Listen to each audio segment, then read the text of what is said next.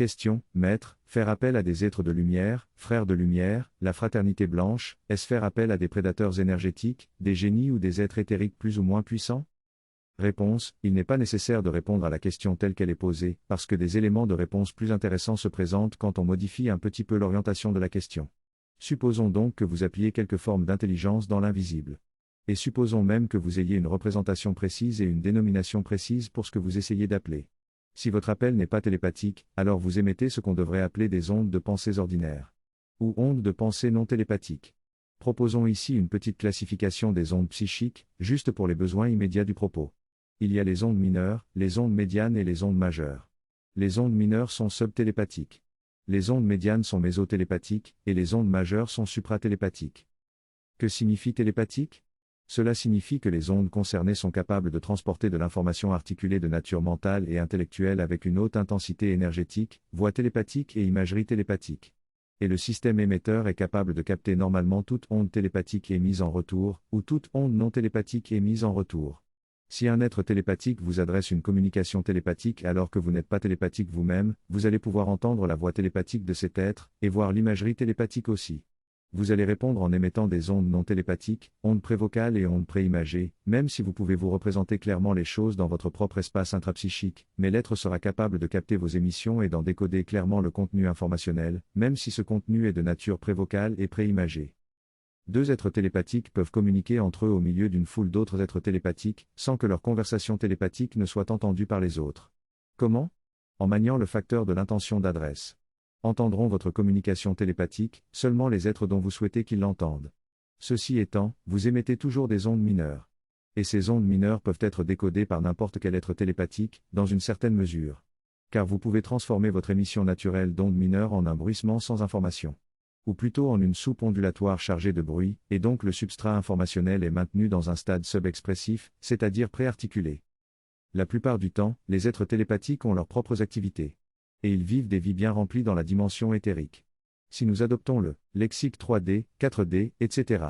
Alors nous devons comprendre la chose suivante, si vous émettez un appel avec des ondes non télépathiques, naturellement ce sont des êtres éthériques vivant dans la 4D, et se trouvant en état de translation par rapport à la 3D à ce moment-là, qui vont éventuellement vous entendre.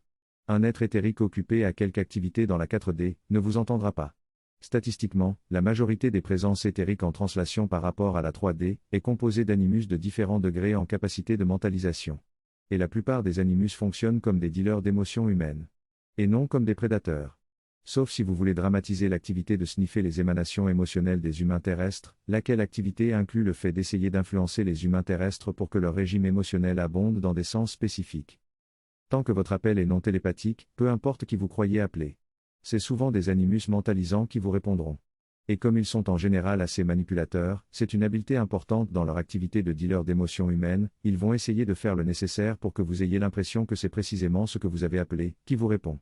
Donc, si vous savez que vous émettez en ondes mineures, le mieux c'est simplement d'essayer d'éviter d'appeler quoi que ce soit dans l'invisible. Les ondes médianes sont déjà plus intéressantes que les ondes mineures. Et il y a 3 grands niveaux dans les ondes médianes, les médianes basiques, les médianes hautes et les médianes supérieures. Les médianes hautes et les médianes supérieures sont pleinement télépathiques. Les médianes basiques sont quasi télépathiques. Quand vous savez émettre des ondes médianes hautes et des ondes médianes supérieures, vous savez que vous le pouvez, puisque vous maîtrisez notamment les fondamentaux de la lecture psychique articulée, vous pouvez lire des informations claires et nettes chez une personne, non pas vagues et génériques, quand vous en avez l'intention. Pour savoir si vous êtes déjà capable d'émettre des ondes médianes basiques, vous devez vérifier si vous êtes capable de sentir intuitivement le contenu mental d'une personne. Ou d'un animal, voire d'un insecte. Quand il arrive lors d'un entretien, que j'exprime quelques informations tout à fait précises vous concernant, notamment ce que vous avez pensé ou ce que vous avez fait, ou quand je décris exactement ce que vous ressentez ou ce que vous vivez. Au point que vous pouvez vous demander si j'ai posé un micro chez vous, ou si je suis entré dans votre tête pour y voir ce qui s'y passe. Et quand je le fais aussi pour des personnes liées de quelque manière à la conversation, sur des points dont vous pouvez vous souvenir aisément. Tout cela dans ce qui ressemble au flot normal d'une conversation, c'est juste quelques éclats de lecture psychique. La signature de la maîtrise de certains niveaux des ondes médianes. Quand certains d'entre vous, notamment dans leurs efforts pour aider certains patients, émettent intérieurement la volonté d'obtenir quelques informations, et que des informations leur viennent avec plus ou moins d'immédiateté et de précision. C'est qu'ils sont en réalité déjà capables de manier des ondes médianes basiques. Si vous demandez de l'aide en émettant des ondes médianes basiques, là il y a de fortes chances qu'un être éthérique bienveillant vous entende, même s'il est occupé à quelque activité dans la 4D. Il lui suffit d'avoir laissé un canal de réception ouvert à l'intention des appels de quelque humain terrestre capable de lancer des appels sur des fréquences psychiques médianes. Il vous répondra la plupart du temps en mobilisant sa projection subconsciente. Mais le maniement de la projection subconsciente est un autre sujet.